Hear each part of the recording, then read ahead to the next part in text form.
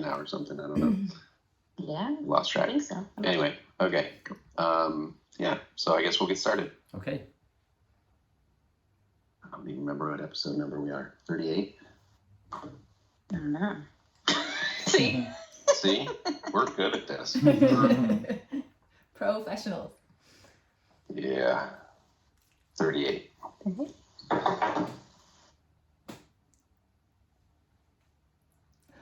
Clear that out first. This is Adam. And this is Eve. Welcome to episode 38 of Spiritual Swingers. Just want to update you real quick on what's coming up for us, which is kind of virtually nothing, I guess. I mean, maybe next summer we are probably doing Antigua again with room 77. So Yeah, it's really hard to make any plans right now. yeah, I know everything's so up in the air still with COVID and whether or not things are going to be open. So we're not really sure. But I'm about to go into hibernation too, right? no, that's true. Yeah, you're very anti-holiday fun. When this cold weather hits, I kind of... Good time Sally hibernates Good time Sally is gone. for the winter. Maybe you can bring her out a couple times. Hopefully. Yeah, I'll do what I can. So yeah, next July, I think. They don't have specific dates set yet, but if you go to room77life.com, you can look for the details. And I think they're taking deposits at least, so you can kind of get a spot in for next summer in Antigua. So that's what's coming up. Guaranteed to be a great time. Absolutely. Okay. Guaranteed. Guaranteed. Not guaranteed by us, but Right. We've got our full faith in them. yeah, absolutely. So today we have some very good friends of ours that we've talked about on the podcast before, and specifically in detail on our Antigua episode. We have Kate and Liam from the Monogamish Marriage now podcast, which is super awesome. So Hi, excited. guys. Hello. Hi. It's so nice to see your faces. Yes, absolutely. It's been too long. It's getting into fall here, and it's making me depressed for all the fun summer things that we got to do. I know. Absolutely. So you have an episode out already of your podcast, correct? That's right. What's going to be your, and maybe this hasn't been fully thought through, but what is going to be your frequency, I guess? I mean, I'm sure you guys have thought about this because you are super professional, and I think probably you have like a whole year's worth of episodes already. That's how I see you, is like you have everything already handled, and Pretty much. Yeah, go ahead. Yeah, so you're right, we have a whole year of episodes planned. So we divide each episode into 3 segments. We have 36 topics that we have planned out, so 3 per episode. So that'd be 1 a month. But we're going to also be doing an audiobook style reading of collections of our blog posts. So that was a suggestion from someone else who said that they never read our work because they just don't have the time, but they're a commuter who's constantly looking for new stuff to listen to. So Yeah. So we thought, that'll be a good idea. We've got 96 articles now we've written over the last 6 years. So we're going to link them into groups of 3. So we'll probably be publishing a podcast twice a month. No, don't promise that. Once a month. It's going to be twice This a is month. a lot of work, man. And yeah, I know. I don't think As we a- should overcommit here. Plans will change, so. yeah, I kind of think that these guys will have it all planned out. True. Like Adam says, "Oh yeah, don't overestimate, don't promise too much," and that is true for us because we went like 8 months. Well, Liam is much more organized than me, so. That is true. In fact, I think I'm going to offer for him to schedule all our podcasts out. Give us a deadline. Give us Yeah, a due just, date. if he can't come up with 12 more topics, send them to us, and we'll figure it out from there. Programming director. Yeah, exactly. You can be our program director. Well, I look forward to every one of them. I can say. Thank you. I'm a podcast Junkie. listener. Yes, you are. Addict. So for anybody that hasn't heard you guys yet, well, I assume, first of all, you guys are on all the standard platforms like Apple and Google and whatever else. So That's right. People should be able to find you pretty easily. So be prepared when you get that first question for how do we find your podcast? We get that all the time. It's like, well, go where you find other podcasts and look there.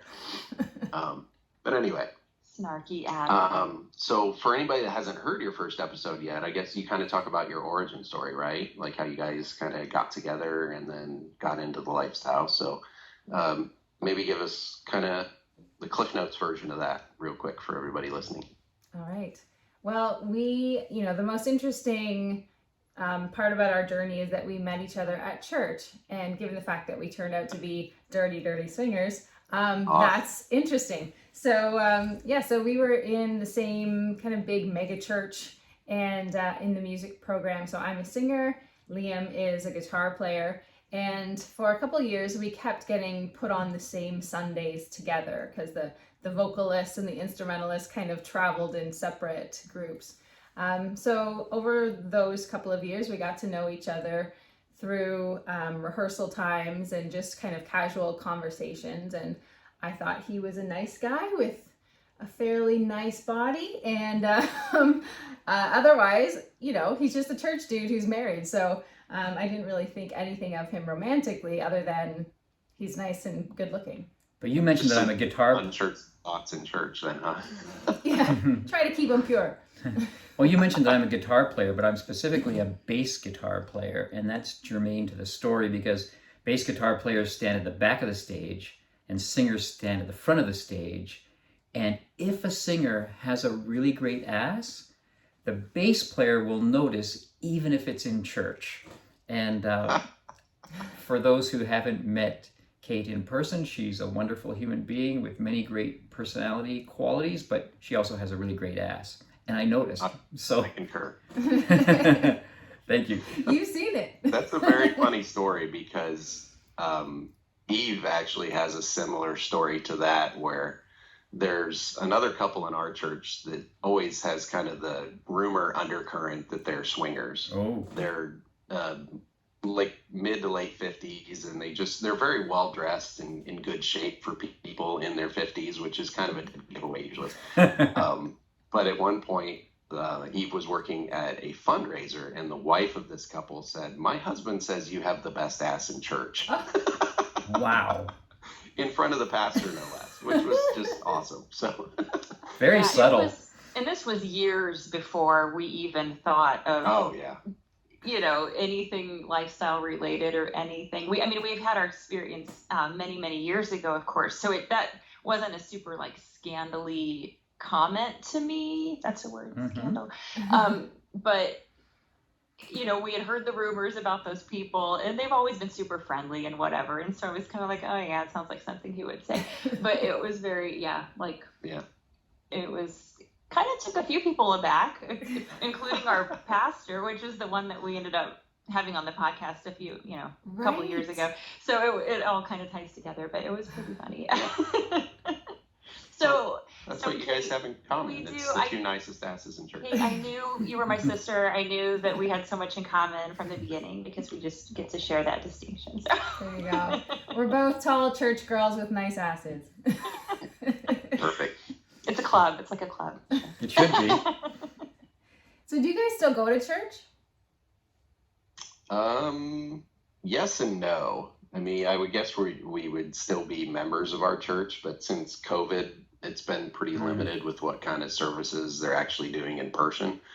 So I'd say COVID's the only reason that we haven't been in a long time. And it's just kind of been a time management thing and their offerings and what they've had. And then it got really nice to have an extra day to right. exercise or just do whatever, whatever we had to do. So yeah, but we still consider ourselves part of that community and we still give and we still participate when they have things, that we could, that we would have participated in before. But yeah, it's an interesting time. I think a lot of people are rethinking a lot after COVID and whatever. So, yeah. So Liam, you were at the back of the band playing your bass, getting inappropriately turned on during church by Kate's ass. So where do they go from there? Well, they used to feed us when we finished rehearsals. So we would go to church early in the morning, we would rehearse, then they would put on a nice breakfast for us, and then we would go back and perform at the two services. And so what happened was that we would just generally talk to each other. And I'm the kind of guy who, when he sees a very beautiful woman, tries not to talk to her too much at the expense of everyone else, because I don't want to be that caricature of a middle-aged man. So I talk to her, but I also talk to everybody else. But in slow motion, over 3 years, we gradually got to know more and more about each other. And then I remember one particular morning where she came to me and said, almost out of nowhere, I have nothing in common with my husband. And I blurted out, I have nothing in common with my wife. Something that I had not only never said to another human being before, but I believe I had never said to myself before, even though it was very true. So that was a moment where suddenly this slow, simmering friendship building started to turn into something else. And so I don't know if we want to go into all the details, but gradually we got closer and closer until we had a breakthrough lunch where we really laid bare our pasts and our expectations for the future. And we quickly decided that we need to get out of our marriages as fast as we can. And that was basically what we did. Kate faster than me, but I was already out of my marriage, but yeah. So for me, it took a few months of unwinding, which I think I owed the marriage and my ex-wife, who was a wonderful person in spite of the fact that I had nothing in common with her. And so that's kind of a very long story in, I hope, a very tiny nutshell. That'll work. And it's, you guys are second or third marriage for each other? Is that correct? yes. Second for Liam, third for me. Okay. Because we kind of like to say a lot of times that we're kind of on our third marriage as well, but we've managed to stay with the same person, which is kind of true because, you know, we've been together so long, we grew up together realistically. So, you know, some people manage to have that second and third marriage with the same spouse and others find somebody else. So good for you guys. Others like me have a together. new husband for each decade of their lives. Yeah, there you go. Hopefully this one will hang on. Hopefully through all this the rest one, of it. will be like at least 2 or 3 decades. Yeah, that'll work. So what transitioned you guys into the lifestyle? Was it just something you started talking about, or fantasies came up, or how did that come about? Yeah, well, we started talking about it on that first lunch, and the lifestyle wasn't something we really knew anything about, but I had been sleeping with my best girlfriend, first in threesomes with my ex-husband, and then when that marriage ended, then I continued to sleep with her, just the two of us, and I was still kind of playing with her when Liam and I had that lunch. So I told him that first day that I've just discovered my bisexuality and it's amazing, and I'm sleeping with Melissa, and you know, you met her at your art show. Right. She's pretty hot. So if you want to be with me, you need to be okay with that happening in some form. So whether it's me going off with her, just the two of us, or her joining us, that's something I'm not willing to give up for a relationship.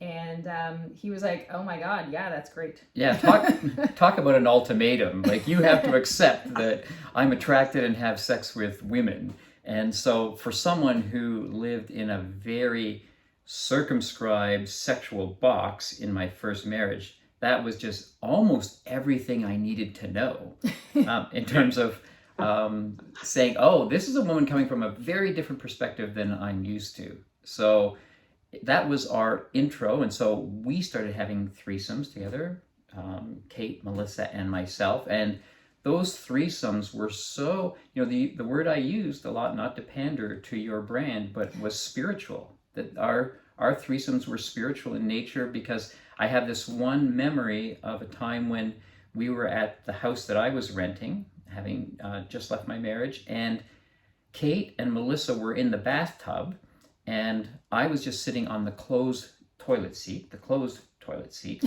and we were just chatting about body image issues, and those kinds of things. Just the complete antithesis of the porn depiction of what a threesome between two women and one man should look like. And it was we just kind of drifted into touching, and then Melissa, being the person she is, would go and just dance by herself for a while, and then Kate and I would connect, and then Melissa would float back into the scene, and there was lots of talking, and I don't know if anyone had an orgasm because it wasn't that kind of threesome.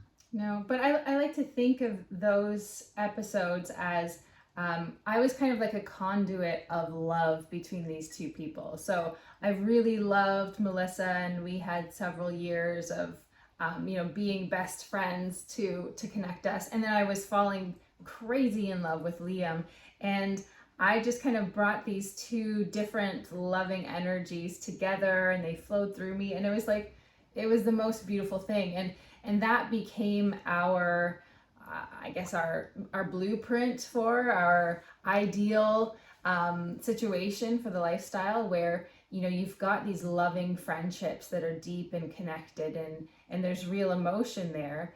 And then when you come together sexually, you just kind of share that along with your bodies. And so that's what we look for. We don't always achieve it in the lifestyle, but that was our initial blueprint.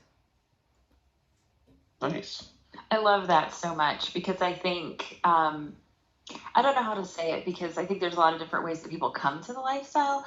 But I know that when we were kind of researching it the second, this most recent time, there was a lot of like, keep the boundaries, don't want to turn into a poly situation. There's too much, if you let him get too, and we learned from the previous, our long ago episode, years ago, that like we did let our feelings get a little bit too intense. And so it's always kind of been that balance of, yes, you want to feel those feelings and you want to have those emotions, but also just keeping the boundaries, I guess. So yeah, I love to hear that, you saying that you like to mix that a little bit more to make it a more spiritual, to make it a more connective experience. Because to me, if it's not like that, it's not really maybe quite worth doing for me. Some people have their different goals about it, but I just love that story. That's great. Thanks. Now, did you have any thoughts at the time? Well, especially Kate, you mentioned with having the threesomes with your previous husband. Did any of this factor into your church life? Like, were there any feelings of guilt or shame or anything like that you had to process through? Honestly, no, that's not what brought the guilt and shame. I've always had a strangely sex positive view for a born again Christian, which is what I was for most of my life.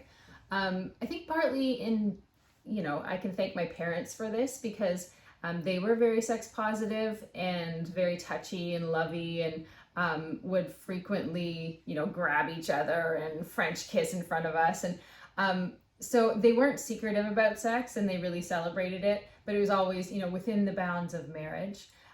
So I didn't have to overcome a lot of the shame that a lot of people who grow up in the church carry. I always thought sex was wonderful, and, as long as you love the person, then it was fine. So, so I felt initially, especially those times with Melissa, that there was lots of love involved and goodwill and consent, and there was nothing to be ashamed of. That if Jesus walked in the room, he'd be like, yeah, that's beautiful, keep doing it, right? Like, I see that you guys are all, happy and enjoying this and healthy and loving and respectful. So I don't see anything wrong with that. Yeah. So where the shame came from was when Liam's ex-wife told the whole church that he was leaving his marriage in order to be with me, and all kinds of extra rumors got attached to that, and we were basically asked to leave our Bible study and our positions at the front of the church, and basically were kicked out of the whole community. So that's where the shame came. Which is so ridiculous, because I don't want to go off on too much of a rant, but it's so silly for me that people are willing to sacrifice all of the good you guys obviously did for that church and for that community over what is really mostly an inconsequential thing. I mean, it's a fact of life that sometimes people grow apart in their marriage, and it just so happened that you found someone that you grew towards in your immediate area. Like, so what? Big deal. I mean, we need to sacrifice all this other stuff that you guys did that was good just over this one thing. It's very stupid to me. Yeah, it's interesting though, because I feel I grew up with this, and I don't know if it was the same for you. A real sex negativity. I remember as a teenager, I would rather it be found out in my church that I had robbed a bank, or I don't know, assaulted someone, like punched someone in a fight, than that I masturbated. That would be the most embarrassing thing that could ever be found out. And so that kind of sex negativity, which I don't think was purposeful on anyone's part. I grew up, it was part of the air I breathed. No one told me sex is the most embarrassing thing that you can be associated with, but I felt it, and I know the people around me felt it too. And I think that came into the fact of our attraction to each other, and then all the other dimensions. And so it becomes second nature to say, these people can't be here anymore. That's a disruptive force within our community. So I understand it, even though I also think it's a terrible thing and does more harm than good, not only to us, but to the people making those judgments. Yeah. Yeah, as you were talking through that, and as Adam was talking about that, nuance was the word that kept coming to mind for me. Is that in religious communities, sometimes it's very hard for people to have any nuance about what is really happening. It's like, oh, let's go to the rule book. What does the rule book say? Right. Okay, well, the rule book says this, so you're out. And I think that's not human. That's not realistic. That's not Christ-like. That's not at all the way we are to live. But it's very easy to just refer back and be very legalistic and very black and white on things. And yeah, and religious communities are terrible for that. And a lot of times it's not even going back to the rule book. It's just saying, I'm passing this judgment on you, so I'm going to look for rules to support my opinion of not liking what you're doing. And we're going to overlook that stuff about don't judge and, leave it up to God and mercy and forgiveness and all of that nice stuff. That's going to go out the window. It's going to be all about judgment. And the double standard was pretty brutal too. So I got all kinds of nasty messages from people who I thought were my friends, who were like, you homewrecker, you adulteress, you ruined his perfect family. Let him go back to his wife. Like I had him in a cage or something. and the pastor went to him and talked to him privately and said, she's been married twice before, right? You don't want to throw away your perfect life for a woman like that, right? So he was doing no wrong, even though he's the one who technically had an affair on his wife. It was all me. I was the evil temptress. Like, it's right back to the archetypes, right? You're either pure and innocent, or you're the temptress and the witch, right? You can't be anything. There is no nuance in church. Yeah, so we don't go anymore. Fault, but Kate does have a magical pussy. I mean, well, yeah, there's that. I mean, can we all agree? It's magical. Can't fault you there. No one can resist. Awesome. Well, yeah. Well, let me just interject too.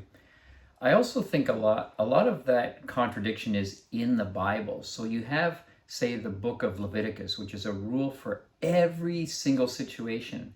And then you have the story of David, who danced naked when he was delivered in a victory over the enemies of the children of Israel. And God called that person his friend.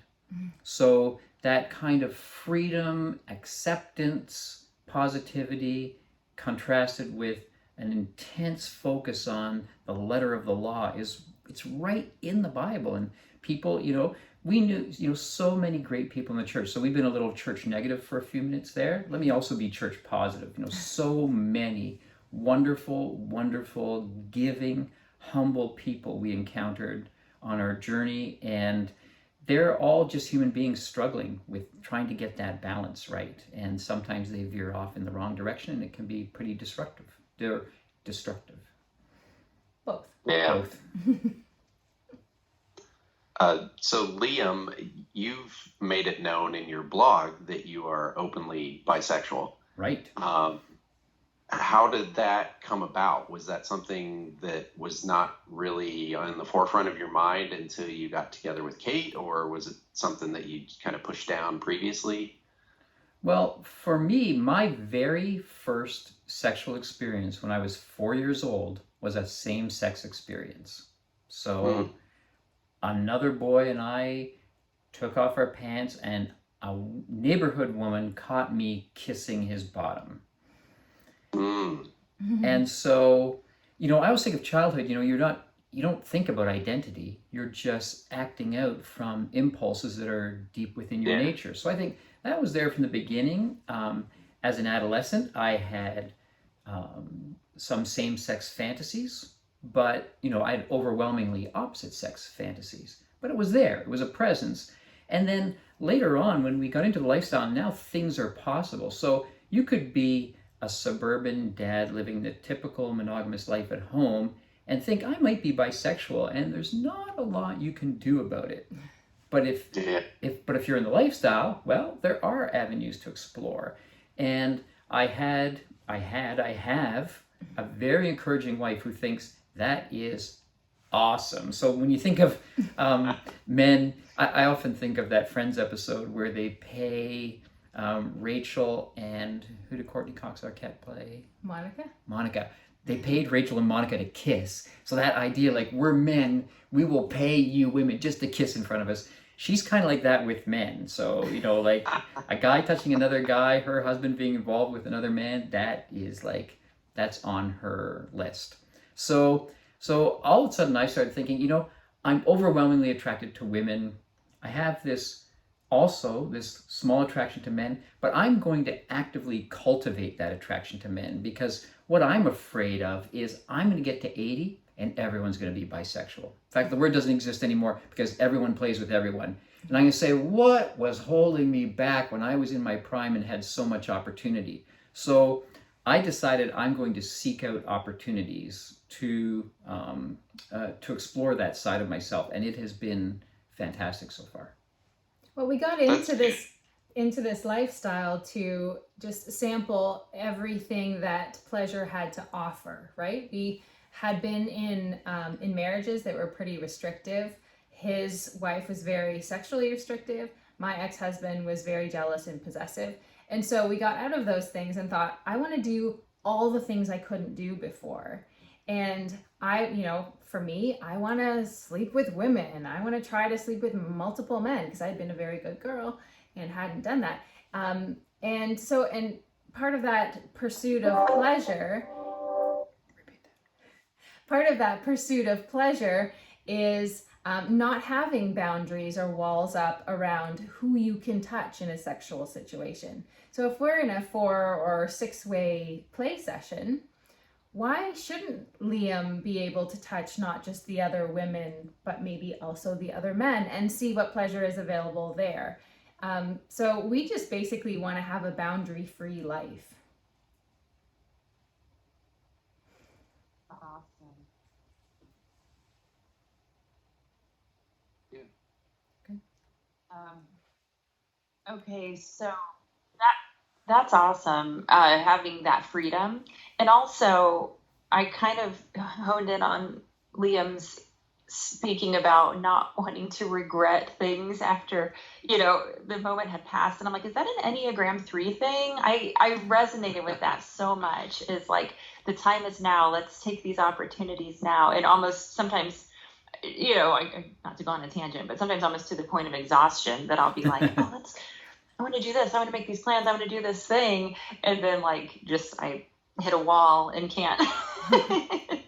That was a tangent. But yeah, I love that you're taking control of the things that you want. and not having regrets about it later. Right. Well, and Even also, if maybe the exact right thing doesn't happen, you can kind of look at it then with curiosity or with a sense of adventure and be like, we tried it. Okay. well, we're so learn from aware. what you can. We're so aware of women having barriers erected for them around sex that they're socialized into and that they have to work to get beyond. We don't often think about men having the same kinds of challenges, but we really do. And I think that as men, certainly in my community, I was socialized by a single 3-letter word, which was fag, F-A-G. You must never, ever, ever be called a fag or give anyone reason to call you that. So when it comes to saying, what is my authentic attraction to other men? I have this barrier that I have to jump over before I can even admit it to myself and begin to feel comfortable exploring. So that was partly what was behind me saying, I may have to put some effort into this to get to something that's going to be really great on the other side, but isn't exactly calling out to me because there's too much in the way that has to do with how I was brought up. Yeah, I think there's too much in the male psyche around sexuality that you're either all of one or all of another. Right. Like, your sexuality as a male is not a switch; it's a spectrum, like it is for anyone, for females as well.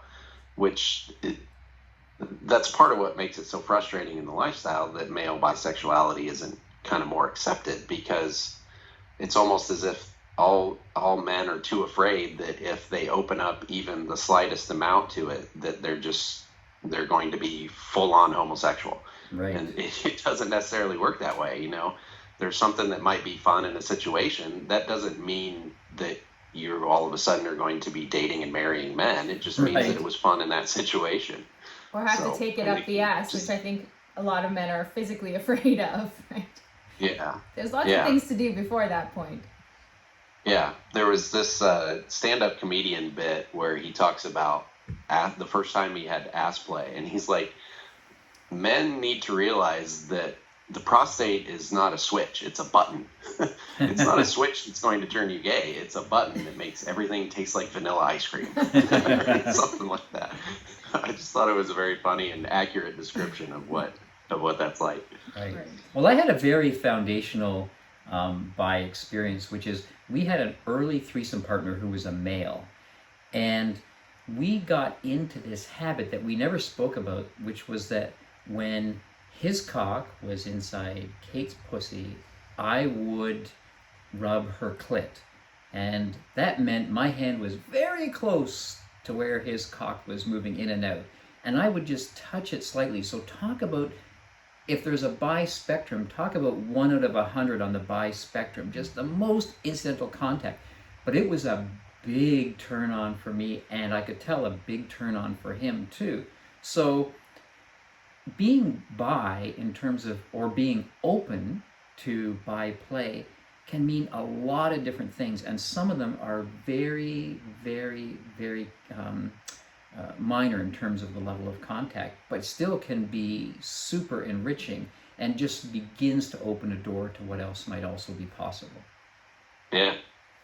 Yeah, like when you start at anything, like just it's kind of like a drug, like the lowest dose Right. is enough to make some type of, and the thing of it is like once you increase the dosage, it is kind of hard to go backwards. So that is kind of a really fun time, even though you feel like you look back and you're like, wow, that was so elementary, that was so Right. minimal, that was so nothing. But when you think about all that you were feeling and all of those endorphin neurotransmitter chemicals that are just like surging through you, I mean, you can't replicate that other than to do another new experience. Right. So yeah, and I also just think that was another thought, I guess. That was a really good explanation, a really good illustration, I should say, of how toxic masculinity hurts men too. Right. Like it's talked about a lot that, of course, the patriarchy and toxic masculinity is, oppressive to women, but that's a very good example of how it hurts men too, and creates expectations that not every man can realistically embrace or live up to. So I love that was the way you explained that. So briefly, you guys had mentioned Enneagram. Obviously, Yes. Briefly. through the grapevine, I've heard that you're very much into that, probably as much as Eve is. I kind of hang out and talk about it when I can, but she's an expert. Is there ever a brief explanation of the Enneagram when I'm around? No, doesn't happen. Yeah. So what are the two of you on the Enneagram? What's your number? I'm a 6 with a strong 5 wing. So that means I am what they call a loyalist. So I'm very relational. I find my security in being in a relationship with someone, and my happiness comes from making that person happy, which increases my security. But I'm also a strong 5 wing. I think Adam, you're a 5 as well, aren't you? Yeah. Yeah. And so I'm pretty logically minded. I'm a researcher. I feel I need to feel in control by knowing as much as I can know about a thing. So that's me. I'm a 6 with a strong 5 wing. And in the Enneagram dictionary, beside the type 3 is a picture of me. I don't know if you've looked in the Enneagram dictionary lately, but I am so thoroughly... There's a picture of Eve right next to you. Are you a 3 with a 3 wing? I'm a 3 with a 3 wing. That's right. Yeah. No, I you know, it explains so much to me about myself. But, you know, I know when I go into a Starbucks, I have one objective. It's not to get a great beverage. It's not to get a great bite to eat. It's about making the person behind the counter love me.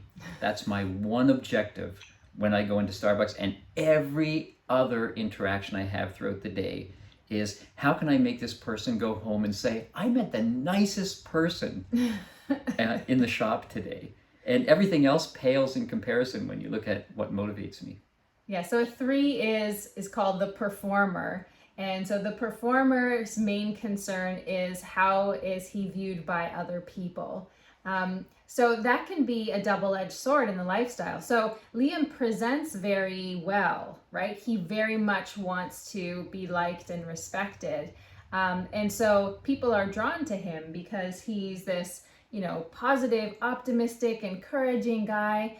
But it can also be difficult in the bedroom because as a performer, the potential for performance anxiety is really amped up because he cannot be seen as being weak or a failure. And so that really gets in his head in a sexual situation.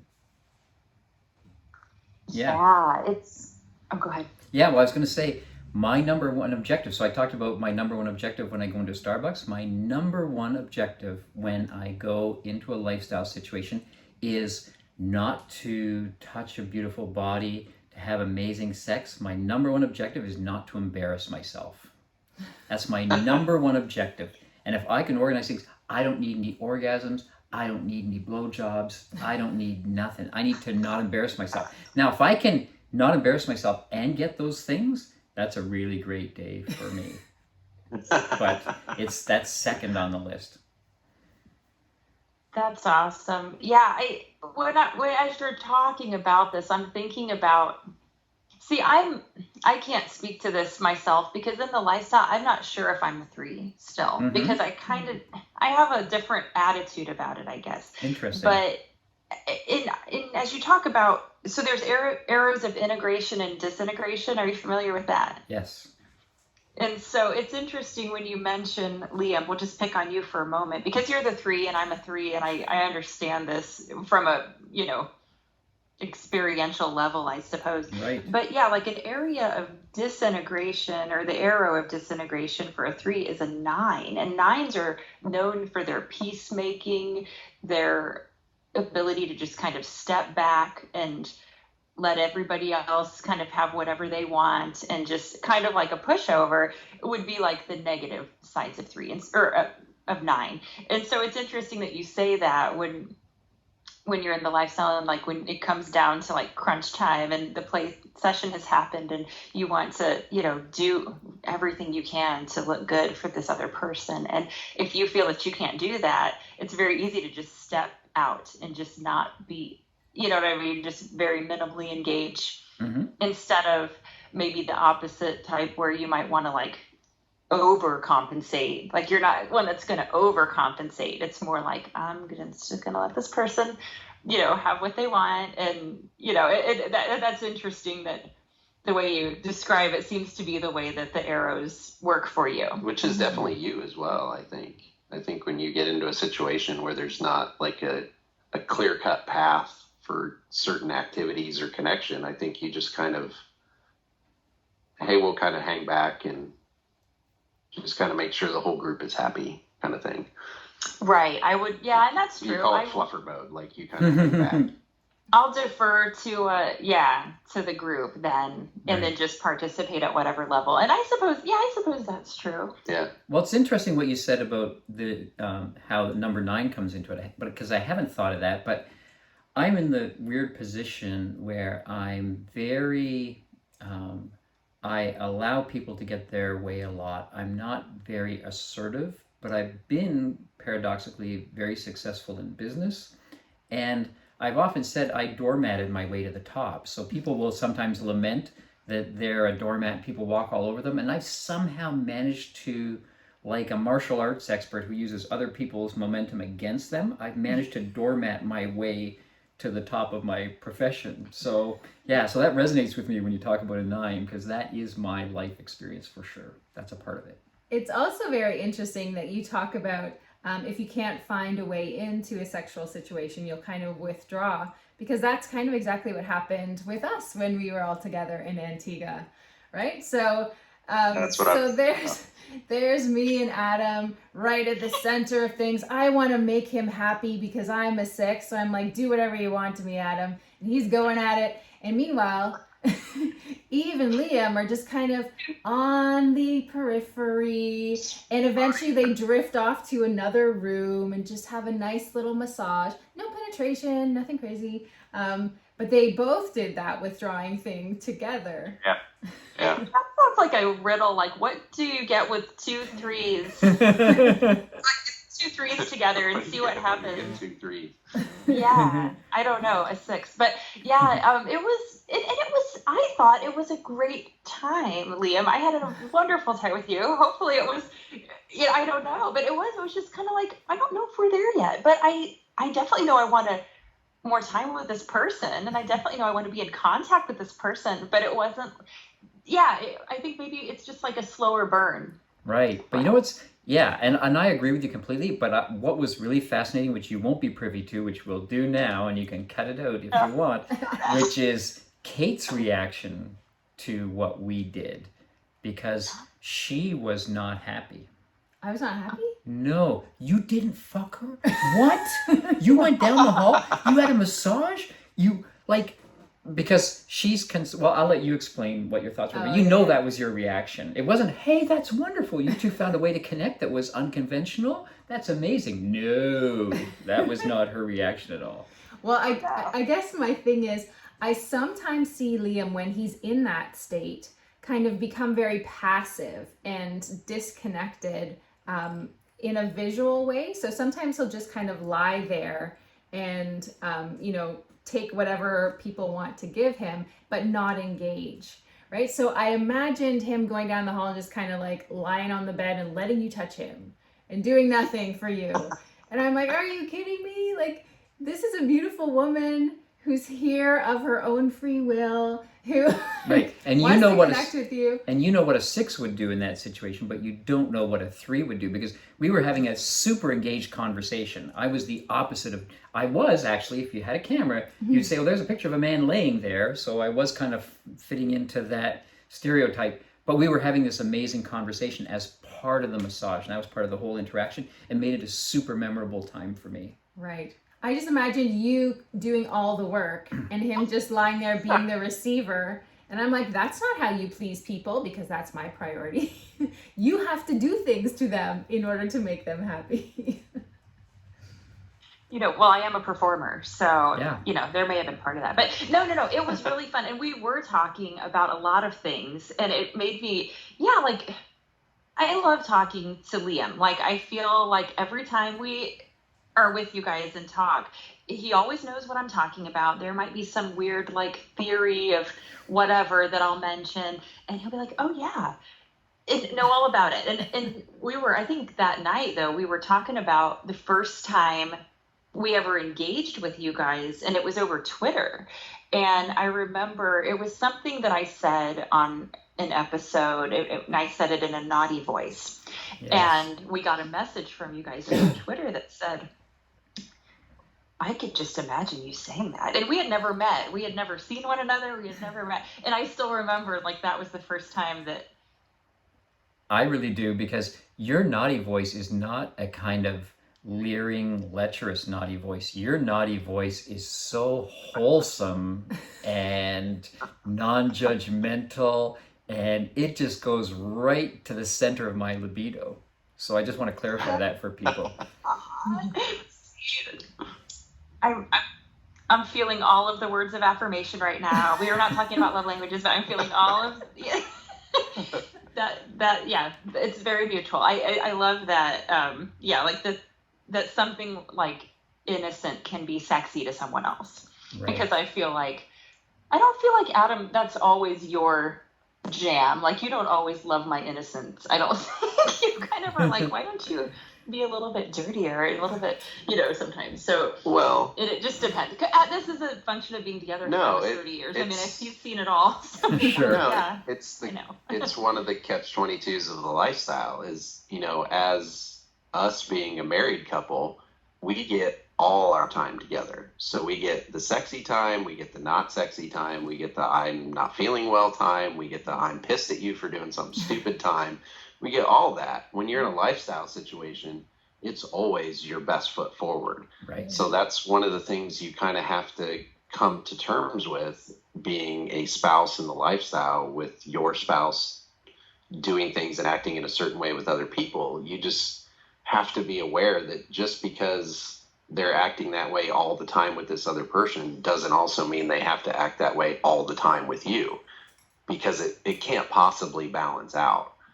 No one can possibly be at a 10 all the time with their partner. Just life won't allow it to happen. But you can always, more often than not, you can always be at a 10 when you're in a lifestyle situation, because it's a brief snippet of time when all the stars align for a good situation. So. Right. Now, I do have a question before we get too far away from the topic. Adam, I want to know how your 5-ness, back to the Enneagram, comes out in the lifestyle. Well, I think you saw an example of that in Antigua, because the day that we got together, it was hinted at and invited and whatever that the four of us were going to get together. And then once we were down in the bar later that evening, you said, all right, is it okay if our villa mates are there too? And my 5-ness as the planner was like, oh, no, they're not part of my plan. Right. That wasn't the situation that I've been scenarioizing in my mind. So I don't know. But then when I had like 10 minutes to think about it, and my 5-ness kind of settled down and was like, you know what? They're very cute. It could be fun, and nobody has to do any more than they want to. So I just needed to dial back the anxiety and just be like, you know what? It's fine. We'll wing it. And it wound up being a fantastic situation. Interesting. So yeah, that's probably where it mostly comes into play, is I have to dial back I don't necessarily have to dial back my planning, but I have to dial back my reaction to when my plan doesn't necessarily go as planned. Right. I guess is the best way to put it. So embracing your 5-ness, let us now plan to get together, the four of us, next July. I don't know if that's enough notice, or if I should have gotten to you earlier. Okay. I think that'll work. It's on the calendar. Got it. He'll put it in our shared calendar, and it will be it'll be a target moving forward. Yeah, it is interesting about that. And I would say that you're exactly right, Adam, your fiveness, because you researched a ton at the beginning, and you really didn't like group things more than just us and one other couple for quite a long time. We had a few of them, and I don't know that they were bad. Nothing has ever been bad. I guess I want to be really clear there, but just had the more potential for things to happen that he wasn't expecting. And then later we would have these like discussions about how, the feelings that came up, and I was always like, well, it happened. It's fun. We experienced it. It was fine. No big deal. I kind of went past it, but you had a few things that were like, I don't know how I felt when I saw you across the room with such and such. And, it just has been an evolution. And honestly, and I've always been the one that's like, let's just try it. Let's just do things. And that the very first podcast of Palooza in New York, the first time we met you, was that the first time we ever met in person? Yeah, that's right. Okay. And there was a group situation between you all and Kate and Daryl and J and K. And it was so funny after that because I was beat. Like, there was no way I was coming to any play scenario after that whole day because we had been up so early, and it just wasn't like I had hit a wall. But it was funny because I had to constantly remind myself that I was the reason we didn't join you all and not Adam. Like, subconsciously I wanted to blame him and be like, we could have been part of that. Like, every time, like there was a recap of whatever happened, or the blog posts, or anybody's, talking about what happened, I was like, damn it, we missed it. Yeah, I was the same way. Damn you, Adam. But it wasn't Adam. It was me. I had to remember, like, no, I was the reason. Like, my feet were killing me and I was about ready to pass out. So it is. It's interesting how we really own those but I think it dynamics, turned out, those personality traits of our partner, even for them. Like, I made him the reason that it turned out better in the long run because we were not a full swap couple yet at the time, and I think it would have been uncomfortable, especially for me at the time, to be in that situation because I would have felt very much on the perimeter and not involved, which I know it probably wouldn't have turned out that way because everybody there is obviously great, but it would have been a boundary pusher at that time. It was meant to happen the way it happened. Right. I think we'd only been in the lifestyle about a year at that point. Yeah. So we hadn't pushed a lot of boundaries at that time. Right. Of course, you remember Liam wasn't there either. So yes, he was back right. in the hotel room, like dying from back pain. So, so he also missed it. Yeah. But again, referring to what I said earlier, I was in a lot of pain, but I was also happy to have an excuse not to be there. Because, So it's like double excuses weekend for some of us. Yeah. Yeah, it was the 2 3s, interestingly enough.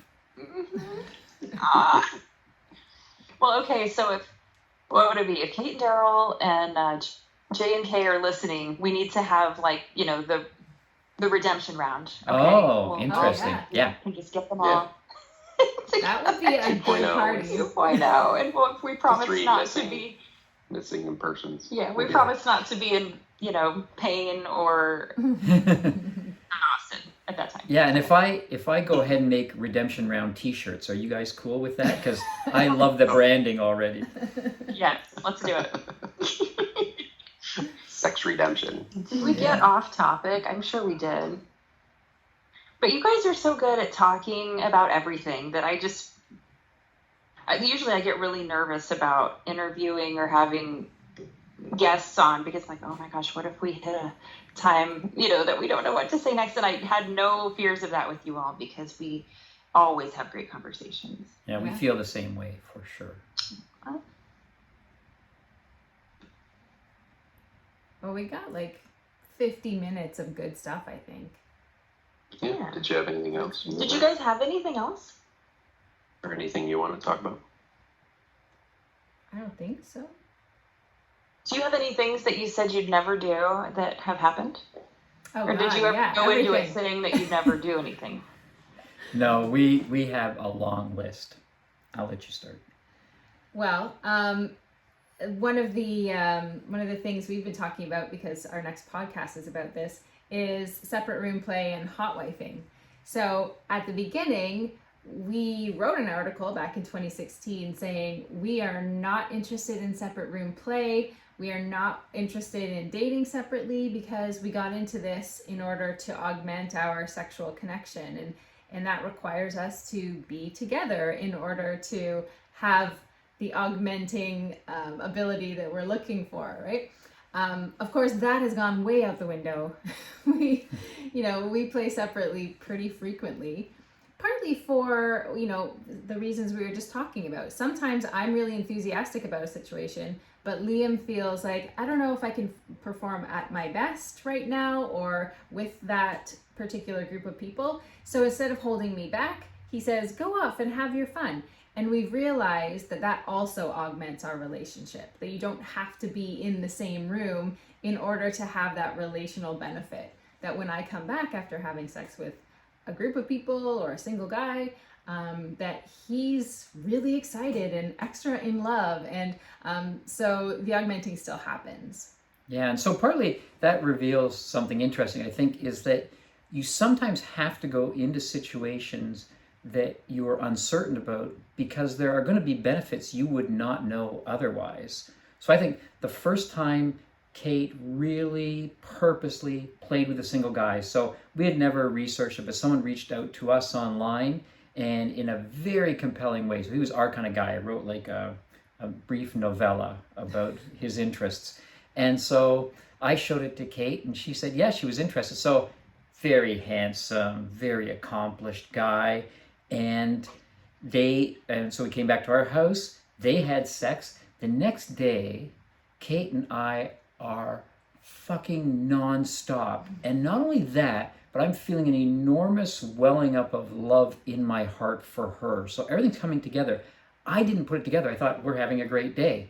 And Kate said, it's not disconnected from what happened last night. And, the penny just dropped for me. And I realized, oh my gosh, this thing that I had, let's say, driven towards with a feeling of lust, had all these unexpected payoffs that I would not have known if I or she or the two of us hadn't just proceeded. So I think that became for me a kind of model of how things can go. That sometimes you have to jump in because there may be something amazing on the other side that I would not have bet any money that her being alone with another man would make me feel more love. Nothing about that makes sense. Right. But it's true. It's like super true. So that's now my feeling about a lot of situations is you just have to try them because there could be something miraculous on the other side. And the worst case scenario is if it was disappointing, well, it was disappointing. It wasn't a relationship ending event. The second thing we said we would never do, which we're now doing, is enter into any kind of poly arrangement. So, we love our friends, and that's one kind of loving connection we have, but we never thought that we would entertain having, a relationship where you fall in love with someone else. We thought we need to have some strict boundaries around that, like you were talking about at the beginning. And we opened ourselves up to that recently. You opened yourself up to that recently. Right. Well, you gave me permission. So I realized back in February, we wrote an article about this, that I would really like to have a relationship with a woman. So not just a sexual relationship, but an emotional one as well. And this summer, the universe manifested, and I had a really strong connection with a woman in Antigua. You guys were there to kind of witness. And it was amazing. And so I'm now not afraid of letting myself have feelings that go beyond, friendship. We're not quite at the stage of using the word love, but if it gets there, I'm not afraid of that. But you are afraid of me having relationships that go beyond that. Is that fair to say? Well, I think it feels different to me. So because my relationship is with another woman, which is, the kind of energy and experience you can't possibly provide, I feel like that's okay. If you had a relationship with a man, if you fell in love with a man, I think it would be fine. But if you fell in love with a woman, just from the outside without experiencing it, that feels a little more scary, a little more Right. threatening to me. Like, why, aren't I providing all the feminine energy you need? Like, why do you need to have a relationship with another woman? Like, a man I get, I don't have a penis, but